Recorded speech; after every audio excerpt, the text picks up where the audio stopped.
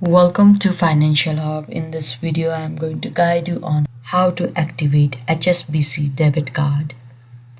For that, you need to open one preferred web browser, and at the search bar, you need to search for hsbc.co.uk and press enter, and you will be led to this kind of interface.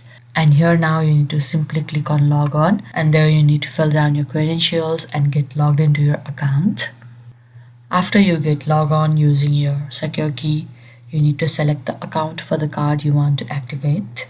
And after that, you need to go to the manage and then select activate card. Now you need to choose the card you need to activate. And after that, review the information displayed and select confirm. And after that, your card will be activated. And this is how easily you can activate HSBC debit card in your online banking account.